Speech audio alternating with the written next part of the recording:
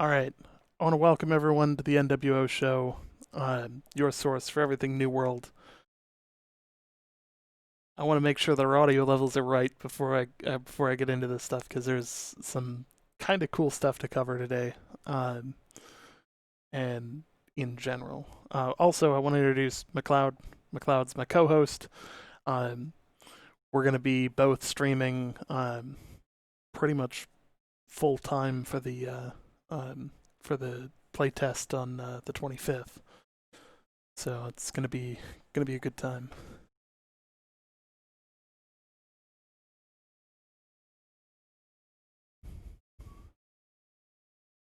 We'll give it about 30 seconds here just to be sure that your levels are right, because I can't hear them.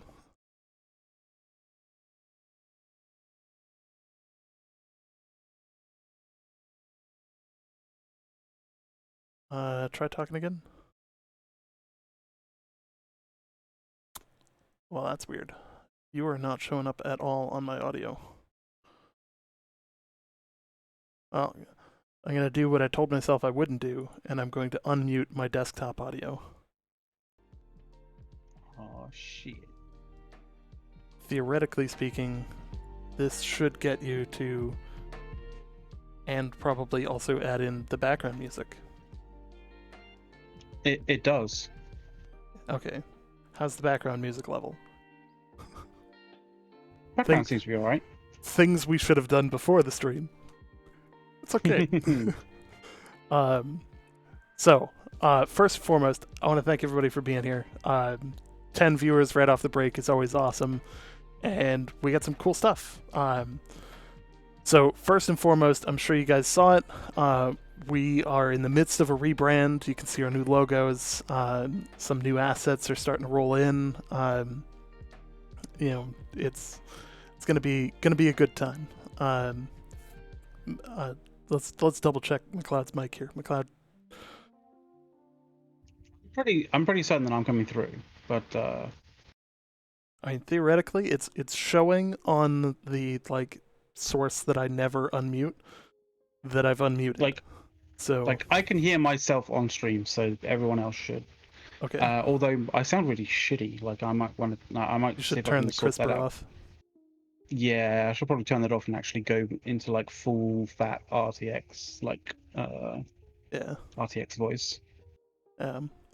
So I'll go do that. You introduce all that new shit. How about that? So, things that have changed. So for some people, yes, New World is still happening. It has been delayed. However, the developers have sought fit to basically turn around and say, "Hey, let's give an opportunity to play the game um, during the time that it would have normally launched for about a week." There's no confirmation on the exact time frame, but we're pretty sure it's going to be about a week. Could be longer. They might just leave the servers up for like a week or two. That'd be great if they did. It'd be a lot of feedback for them to roll through, but you would be highly valuable, and of course a treat for us if we got to play it longer than that too. Um, there's a lot to look forward to here. The first and foremost, no NDA for that time frame.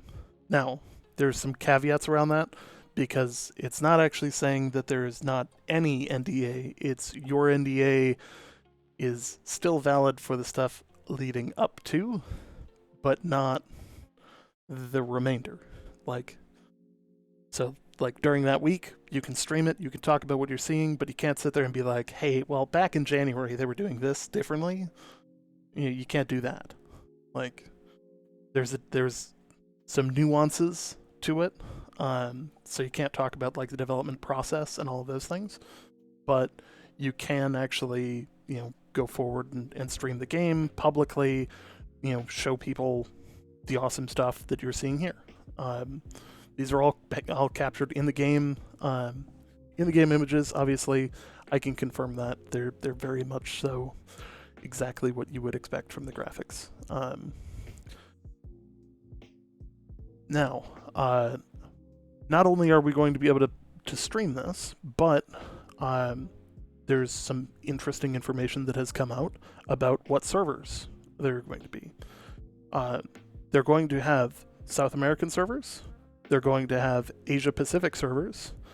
They're going to have American servers, so US based servers, and they're going to have European servers. They've confirmed all of that over Twitter. There is a possibility for others. We do not know the exact locations of any of these servers, so, although I'm pretty sure if you Google, where are the Amazon server hubs, because they run AWS, you can probably figure it out pretty quick. I can't imagine that it would be a huge lift. That said, that's bright. That said, we'll find out. But the big kickers, the South American servers are going to be great. It's going to be more of like a localized feel because you're going to be able to speak with people who, generally speaking, will speak similar languages, instead of dealing with all of the people who are like, oh, why aren't you not speaking English? It's like, it's gonna get some monkeys off some people's backs, which is gonna be great. Additionally, the Asia Pacific servers, they have heard your complaint, and they're clearly acting on it. So there you go. Also, you can assume that those servers are going to be there for launch, probably. And that's again a good thing because we're going to be able to have a larger audience playing the game, that we, a lot of people just kind of write them off because they're like, oh, it's not the US market, so who cares? And it's like, any successful game, generally speaking, has to cater to other market areas. So one other major thing that they have announced is that they are going to have some kind of new content creator program. Now, what it's likely is that since they haven't announced it before, the new content creator part, the new specifically, is probably just that it's a new program to them.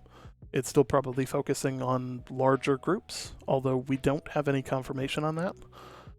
But generally speaking, that's been the status quo when it comes to just about every gaming company out there. When they create a content creator program, generally there's something like that.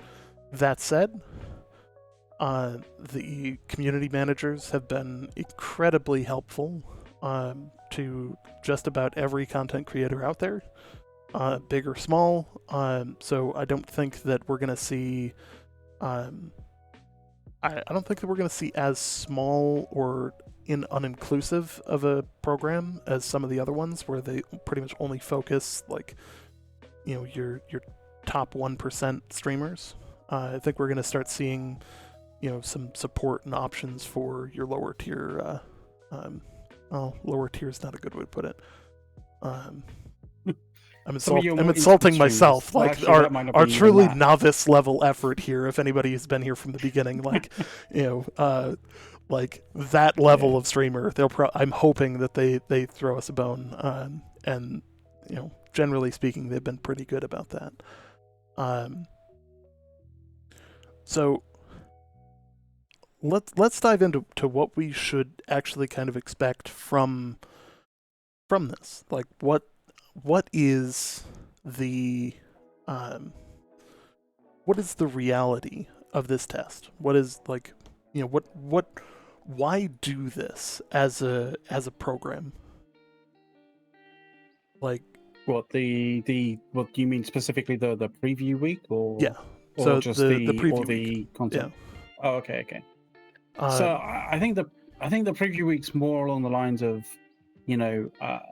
kind of showcasing what's done, what's achieved so far, sort of thing. And I think it's also kind of a way of saying to the people who have shown Amazon Games, sort of the support that they have, that, like, that support is not just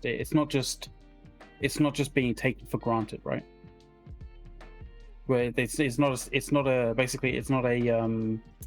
a Star Citizen situation. Yeah. So, there's the hey, thanks for the support side of things. So I think there's going to be a couple other fronts to this, and here's my analysis of what's going on. So, in prior episodes, we talked about the estimated size of the alpha being ballpark 25 to 35,000 people in the latest alpha. We don't have numbers from the first one, but we can assume that it was probably pretty comparable. Now, that of course does not mean that all of those players were on at the same time, does not mean that that was the total sum of invites or anything like that, but, and of course that is an estimate. So, looking at those things, that's a pretty wide group of people. But it's also somewhat limited. You're going to get specific feedback. Over time, you're going to have, community leads and people who, step out and gain a following that might disproportionately cause feedback to amplify certain topics. To that end, I could see that. It is, in my opinion, a very healthy decision to turn around and say, I want a more full-scale, holistic feedback from a large set of the community without prior motivation or allegiances. So we're gonna see a lot of extra keys here, like a shitload of extra keys, because anybody who signed up for the beta prior to July 9th, all pre-orders and all alpha players who are still in a good standing. So if you got banned in the alpha for being, you had to be a real twat to get banned, but to the people who are going to fight that one, if that's the hill you want to die on, I will remind you there are good ways and bad ways of giving feedback, and there is a good way to tell somebody they're going the wrong direction, and there is a bad way to tell somebody they're going the wrong direction. Generally speaking, if you got banned for it, you probably deserved it. You probably chose poorly on those methods. This is coming from the guy who's got a background in literal politics. Just saying, there's great ways to make change happen and get them on board. Yeah. But although to be fair, you have recalled many situations where you did not sugarcoat situations and the issues at hand kind of thing. I don't specifically mean issues with New World in any way, shape, or form, but in your more sort of professional life. So you do know when not to basically sugarcoat something, and the kind of feedback needs to be direct and very, very I wouldn't say scathing, but not with additional roses, to put it that way. Yeah. So the gist of it is you can I spend a lot of time doing this. You can easily tell somebody that there are major problems, but still not insult them in the process. There's a difference between me going full brass tacks, hey, this is how it is. This 100% unfiltered opinion, like it or hate it, this is what it is. There's a difference between that and the thing that you've worked on for 4 years sucks, you suck as a person and all of that. If you go that route, no one's gonna follow you. They don't have to take the beating. Yeah, exactly. It's not like a dictatorship where you can't get out of it. People don't have to take the beating; they can just walk away. Exactly. And especially in an alpha, where they're actively out there to get your opinion. Your opinion might not be the direction they want to go, but they're still going to take it into account. They might not do anything. There is a let me make this distinction here. There is a difference between me saying I value your opinion and me saying I agree with your opinion and we're going to go that direction. That is two different statements that have two very different meanings. So the feedback about PvP changes could be construed as, hey, we hear you and we respect your opinion, but this is the route we want to go down. Like, referring all the way back to January with the epic, just massive changeover that they did from, pure open world PvP all the time to the flag system, which I can't give a opinion on without violating the NDA. But for those that don't know my background, I am a former first person, like semi-pro first person shooter gamer. So like, yes, I've washed up and I've done my time and I've moved on. But that's the reality. Like I do enjoy me some PvP.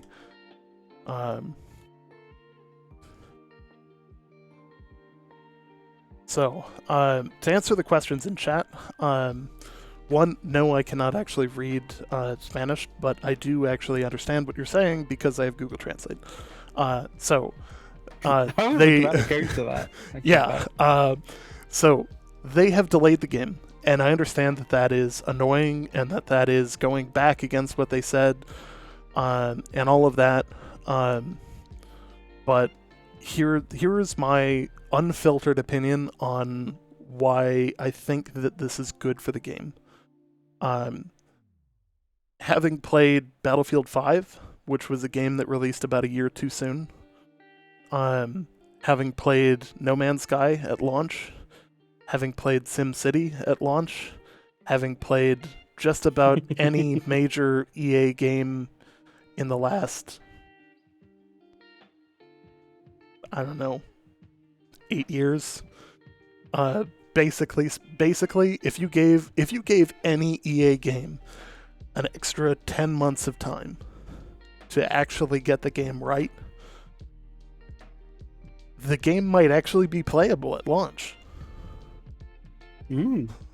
Like, my only issue with that is after 10 months time, the amount of microtransaction bullshit inside of it would be ridiculous. Oh, absolutely. But aside from that, it would probably be an alright game. Like, if they had another 10 months, they'd find a way to sell you socks in those games. Like,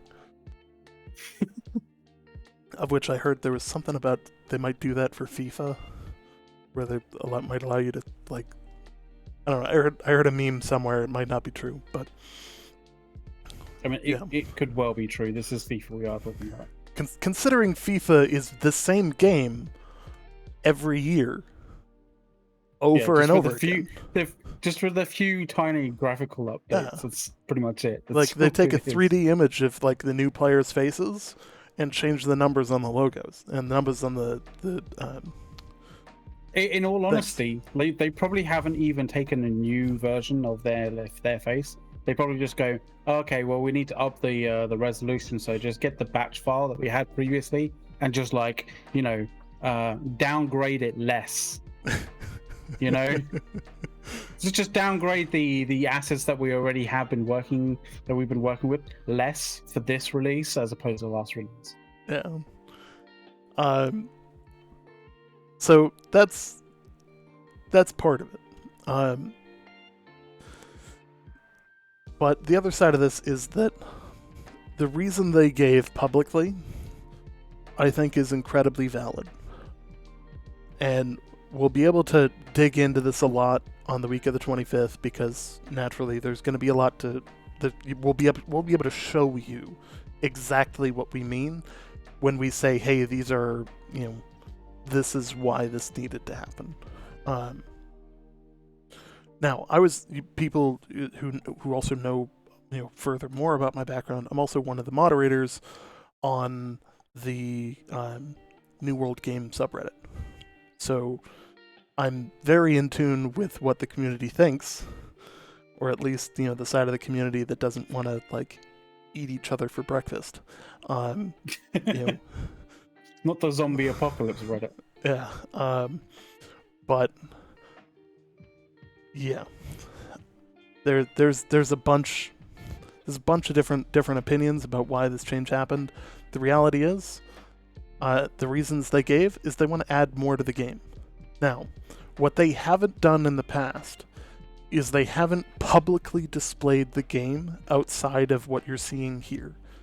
And I'm actually going to take the opportunity to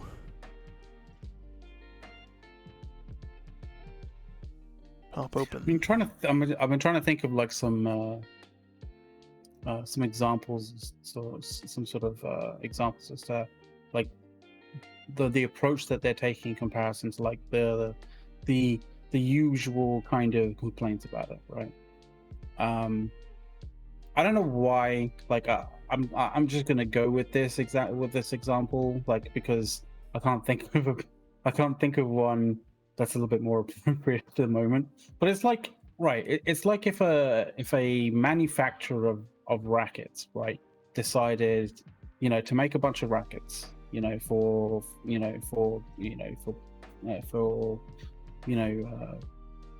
all different types of sport, right? But there was this group that went, oh, like you should concentrate on just making squash rackets because like squash is where it's at, and you shouldn't make rackets for anything else. And essentially, the company basically turns around and kind of goes, well, if we make squash rackets if we just make squash rackets, like that's only a small proportion of what we can of people that we can potentially get to with our products. So why don't we make tennis rackets instead? Why don't we concentrate on tennis rackets more than squash rackets? Right? Because you get a larger percentage of the market. You get more people interested in the product. Exactly. And the reality is, when it comes to games like this, you want a large community. You don't necessarily want just a sole single type of the community. Even with games like Battlefield and Battlefield, Call of Duty, and that, you still get people like frankly like me at this point. I got the new Modern Warfare. I didn't play the multiplayer for probably 6 months after I bought it because I was pretty happy with just the single player, the campaign. Now, some people buy it for the campaign, some people buy it for the multiplayer. Great. You don't see a huge fight between those people either.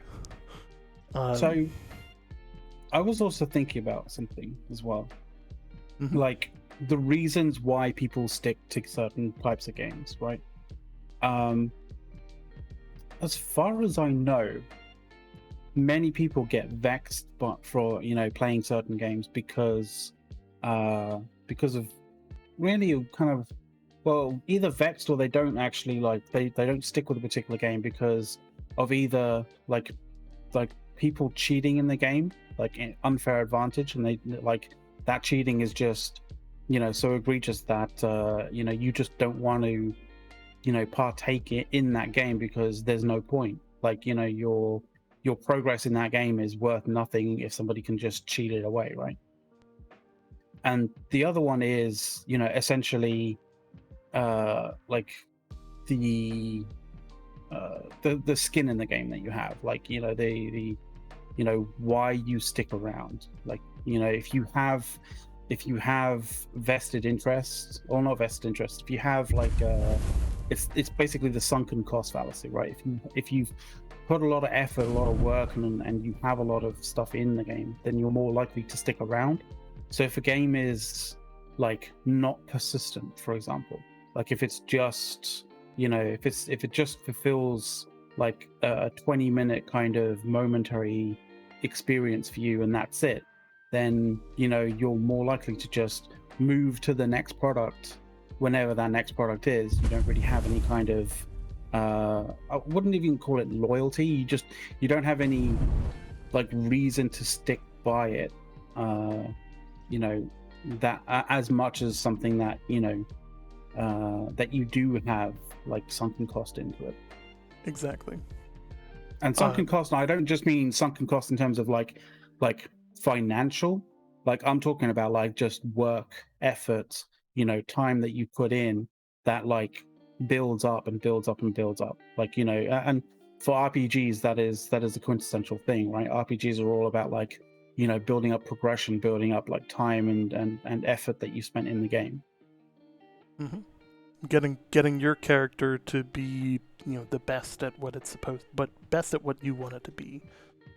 Yeah, but I really want to reiterate that first point though. Like, you know, nothing breaks that desire to stick around than people hacking and cheating and circumventing like proper game mechanics.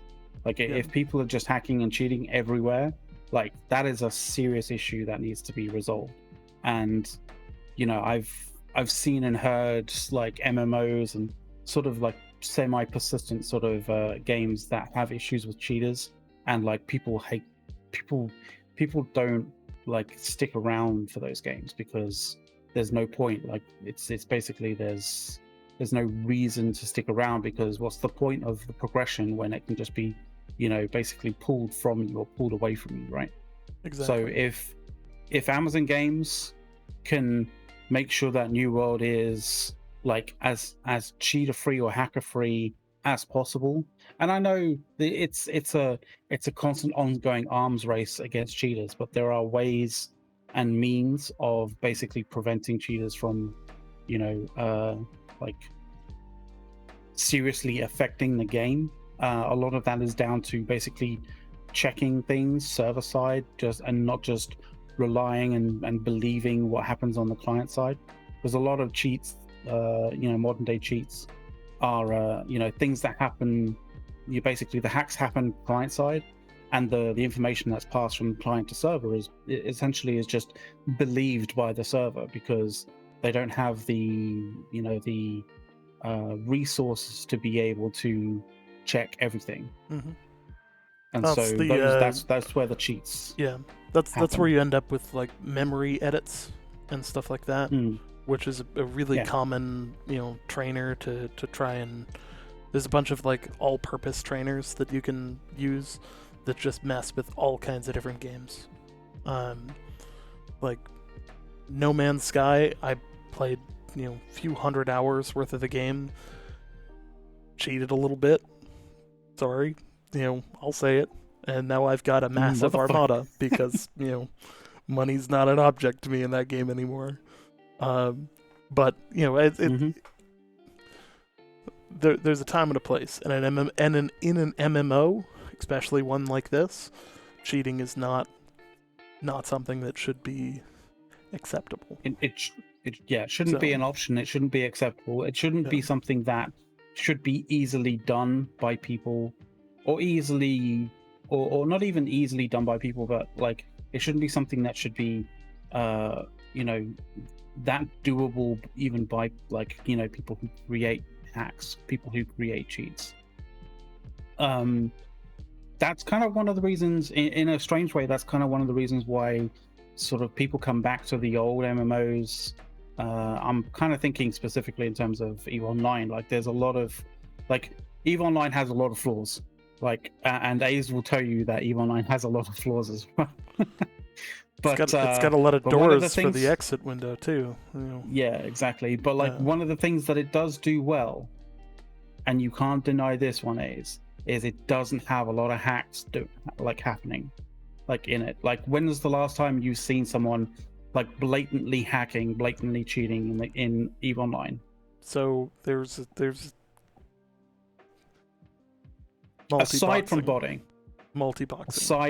Aside from botting. What's that? Like, what's that program? The one that allows you to use multiple windows at one time, and simulcast broadcast keys. Well, I mean, the people out in chat can tell us whether, you know, multicasting or basically input multiplication, right? So basically, if you press enter it's not just enter on one client, it's enter on like 20 clients, right? Like the people out in chat can basically tell us whether they believe that to be, as egregious as, flying around, no clipping through structures, basically, headshotting people, from the other side of the map, like whether that's as egregious as those. I don't think it is. Yeah, it's not that bad, that's for sure. I want to pause for a second. I want to thank Castle 55555 and Delta CZ or CZ2 Delta for the follows. Nice. The more the merrier. Thank you guys. It's always awesome to get follows. Like we're a very small channel. You guys can like fact check me on this, but I'm pretty sure we have like barely over 200 followers, and it's not any and all support that you can give us is like amazing. Yeah. Like even if it's just follows, Yes. even if it's just go and watch like one or two of our like past kind of shows on YouTube or something like that. Like it's all awesome. It's all gravy. Mm-hmm. So I do want to answer one of the questions here as well. What is the foreseeable longevity of this game? Is it something that will not be given up on if it doesn't go huge right away? So here's where Amazon or AGS specifically is in a unique position compared to the rest of the gaming development marketplace. Yeah. So, as much as I will rip on EA for being EA, they've earned their reputation as one of the worst companies on the planet. So that's not me. That's Consumer Reports and a bunch of other things. Like, they're genuinely terrifyingly bad. They release their stuff because profit margins dictate that they have to. They can't turn around and make a decision to say, hey, in order for this game to actually do really well, we need to give it another 10 months. Like, that's a pretty wide margin. Like that. Let's go back to a prior episode. We talked about roughly how much money AGS costs to run. And roughly what the New World game has cost them. They have a staff of close to 100 people working on New World specifically, based on an image of the developer team from I think it was either 2018 or 2019 January 1st. And we can assume that team has grown as they've gotten closer to launch. We know that they've hired in a bunch of other people. We know that they're in the process of hiring a senior narrative person to add storyline to the game, and that they're adding several graphic artists. There's a ton of open positions. So knowing all of those things, they have also committed. They've also committed to 10 years of development after the game launches. Yeah, that wasn't an official kind of thing. I'm not entirely certain. Yeah, I can't believe they talked about it where, in an interview, but it definitely was. Yeah. And to them, and like I want to like break this down on why they're doing what they're doing, because it makes a lot more sense when you look at it. Amazon Games doesn't currently have a large following. Like, they don't have a crazy amount of games out. They don't have rabid followers. Like, they are, effectively speaking, the new kids on the block. And yeah, even if they're developers and even if the people that they have like on staff are veterans from previous from previously well-established studios, like they themselves as a studio don't have like a pedigree in any way, shape or form. So they're kind of looking to like create a pedigree, create a kind of like a name for themselves at some point. Like, obviously they've released a few games and it hasn't really they haven't really exactly gone that well.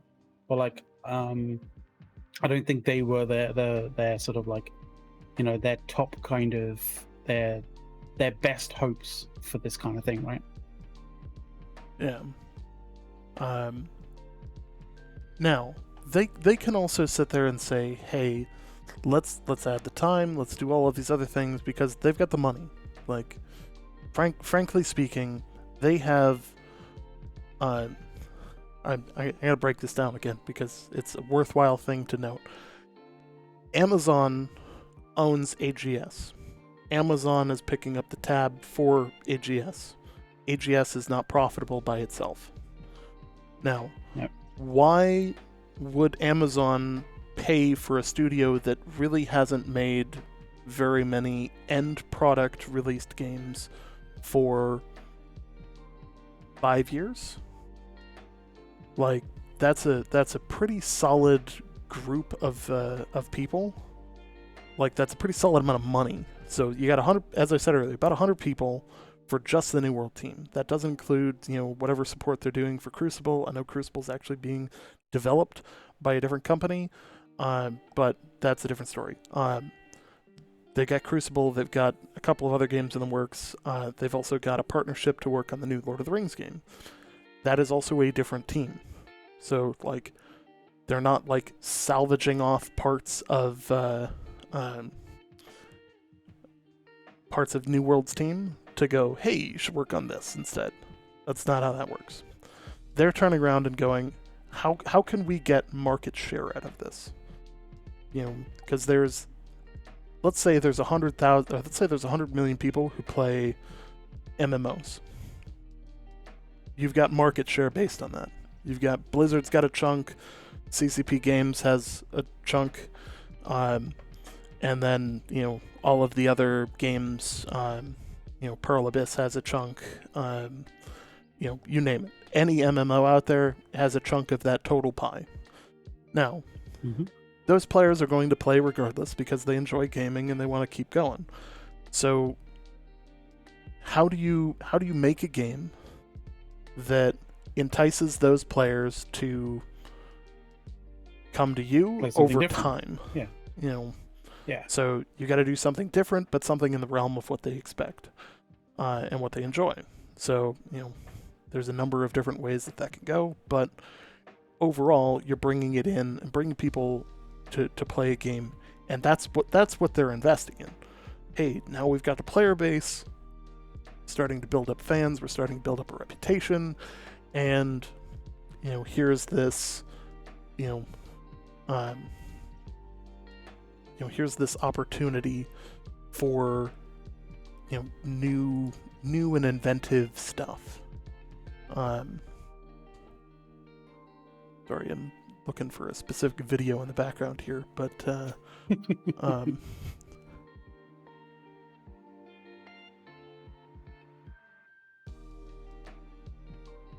any specific one? I think it's this one. Oh god.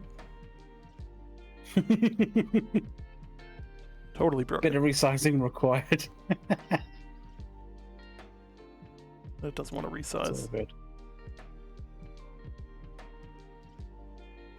Oh, that's an issue. It might be locked. You may have locked it. Fix it. It's not resizing. It's because of that. There you go. Huzzah. So, I mean, there's a whole bunch of different things. Effectively, what Amazon is paying for is they're paying for market share. They're paying for, here's an entrance into this market that'll slowly build that market share over time. Seeing as Amazon already owns things like Twitch, they own things like AWS, they own their own engine, Lumberyard, and they own They also own their own. I mean, essentially their own merchandise delivery system, right? Yeah. Which is pretty good because it works. It's almost like you can buy New World swag on Amazon. Like, maybe there's some cross development across this company, and that maybe they might be coordinating a product for launch that is going to utilize all of the different subsidiaries that are Amazon. I mean, granted, it's not exactly the most holistic, most streamlined kind of process at this particular point. But the game isn't out yet. But you can still get swag for it. And considering that A's is all the way over in America right now, and he can get swag, and I'm all the way over here in the UK, and I can get swag. That's pretty good. Mm-hmm. So I mean that's pretty solid. Now, the other side of this is how do you expansions paid for by t-shirts. Actually, so as I was saying, the expansions they could be, but the reality is that Amazon is going to throw money into this until it's successful. I mean, that might be a comment made in jest kind of thing, but I'm just gonna give an analogy here as well. You'd be surprised how many first albums by artists were basically funded by sales of merch, and that's it. Sales of merch, selling one CD at a time. Yeah,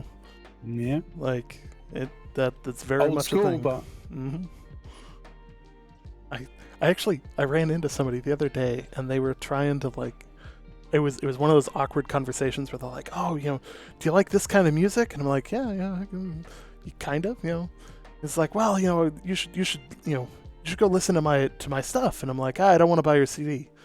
Just out of instinct, I don't want to buy your CD. I'm sorry. I don't have any cash on me. And he's like, no, just go on Spotify. It's totally free. Just look it up and have a listen. And it's like, wait, what? What? That conversation changed quick. I'm not even trying to sell you anything. Just go check it out on Spotify. It's fucking hell, all right. Go check out free shit. Okay, I'm sold. Game on. That's fun. Now going back in a prior episode, I talked about exactly how much it cost or not exactly, our estimate of how much it cost for Amazon to run AGS as a studio. And ballpark speaking, that the per year cost is in the rough estimate numbers of about $30 to $50 million, which sounds like a large number. And to a company, people got to keep in mind what I do for a living. I'm pretty sure I signed a mission assignment the other day that was worth 90 times that. So I'm not even. Yeah, but it's really not a large number. But the area that you work in, that's understandable, dude. Yeah, I think somebody actually the last week signed a $1 billion mission assignment for a thing too. So Jesus. Yeah. It's all rookie numbers until you add another digit on there. But in the topic of billions, it's great because it sounds a lot. So Amazon obviously is funding this. So knowing that Big Daddy Bezos has got pockets the size of spaceships, that he can literally launch whenever he feels like, I guess. Is that how that was? I don't think that's how that's worked, but I think you got to get FAA clearance for that. But yeah, circling back on the fact that the guy's got pockets the size of SUVs, simply put, the amount of money that Amazon makes in profit alone on a single month is worth more, just the profit margin. So you've got operating costs, and you've got sunk costs and expenses and all of those things, and then you have your profit margin above that, which, let's say, you know what? Let me look it up. So one of the questions from Castle actually in the chat is that he's heard that Amazon may have the license to make the Lord of the Ring MMO. And whether that would just be, if that's the case, then maybe New World is just a test bed for that particular IP, And that I can understand that being a completely legitimate concern. As far as I know, and correct me if I'm wrong, Ace, like that is like they do have that IP, like in terms of developing an MMO for that. They do, yes, and they're in talks and in discussions with another studio that they're coordinating the development with. But it doesn't mean like and as I said in stream chat, like it doesn't mean that all that's happening in New World is just basically prototyping for for that particular thing for Lord of the Rings MMO. Like you can there's a good reason to have like New World around, because there's people who don't like things like Lord of the Rings. Obviously there's people who do, people who don't, right? You can forge and you can create your own situation, your own kind of like historic kind of situation and like a moment in MMO history, like that's more your kind of thing. That's more tailored to you in New World than you would be able to in in Lord of the Rings, in any MMO for Lord of the Rings, because like are you Gimli? No, you're not. Are you fucking are you Frodo? No, you're not. Like you can't have 20,000 people playing Frodo at the same fucking time. So like Rolex, thanks for the follow. Cheers, buddy. I'm trying to figure out exactly what the profit is for Amazon here. Reason it's not. These super corporations are just not easy to find the exact number, but their total income was $8.6 billion in the first quarter of this year. So let me put that in perspective. If we said the cost of the studio per year was in the ballpark of 30 to 50 million, it's not even like it's pocket change to these guys. It's a rounding error. Yeah.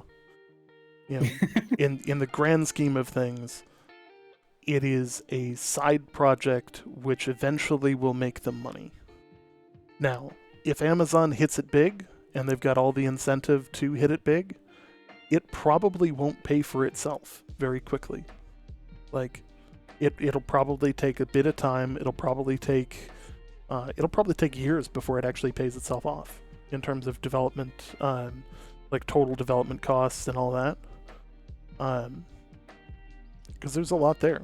Like, there's a lot of time, a lot of people, a lot of man hours, and all of that has to get compensated. So, not to mention the fact that you've got multiple studio buildings, the real estate expenses, all the equipment, all of the contract support. Like the video that's currently playing is actually was generated by a third-party contract. Things like that. Those cost money. That said, they could easily hire us to do that. Just throwing that out there. Yeah, it's general craziness. There's 13 people watching. That's pretty awesome. Hey. Considering like there's no one else streaming, I suppose you guys don't have a whole lot of options when it comes to New World content. But I'm glad you chose us. Yeah, we appreciate you. At least we know we're not like the Spirit Airlines of New World podcasts here, or New World streams, because like at least that we could be like, oh, we've got a monopoly on this right now, but like, at least we're not like, the bottom of the barrel and people are coming to us out of mercy. So there's that. I kind of feel like we're not. I kind of feel like the content that we create is actually sort of valuable to some people at least. I hope so. Like. I would like to say at this particular juncture that we do have a Discord server that you guys should if you'd like to, you guys should join. There's probably links every so often in the channel. Yeah. There's links to our Discord channel. Like, you don't need to participate in the conversations that are going in there. And in actual fact, like, you can lurk. That's all good. It's all fair and well. Like, we do have a bunch of channels that have like the most ridiculous sort of collection of art from the game, videos from the game, videos that you can't actually get anymore from the game. Like, Yes. you know, that were made public, you know, so they are in the public domain. But in actual fact, you know, AGS have removed from various different places, but they can't remove it from our Discord server. So, you know, they don't have the ability to do so. So, you know, so you should go check those things out. That's what I'm saying. So to answer the other question here, are you on Reddit as well, or is that the other New World Order? So I am on Reddit as Commander A's. McLeod is also on there as the McLeod, I think. I think yes. We do not have our own Reddit. However, I am one of the moderators for r-New World Game, which I would argue is probably one of the healthier conversation locations for New World. We have managed to make it civil in its discussion. We try and, you know, nip any personal attacks and stuff like that as fast as they come up. I mean that's an achievement in itself compared to the alternative. Let's put it that way. Yes. It's an interesting, like, it is a very interesting set of it's a very interesting just project as a whole thing. Reddit is a very strange place, but is pretty valuable as a whole. Overall, I think it's generally speaking a pretty solid subreddit that has a high level of, you know, high level of discussion. Yeah, I agree with that. Normally, I would say we should keep going for a while, but it's been about an hour, and I'm a bit on the tired side. It was a long day at work and all that. I think we're going to kind of wrap things up here. We're going to show off our brand teaser again at the end here. I was going to say, like, did you showcase the brand teaser, or have we not showcased? It's short. It's real short, but it's real good. That said, you know, if you guys feel like it, like, favorite, subscribe, follow, you know, all those awesome things. We love you guys' support, and feel free to join the Discord to you know, continue the discussion. So yeah.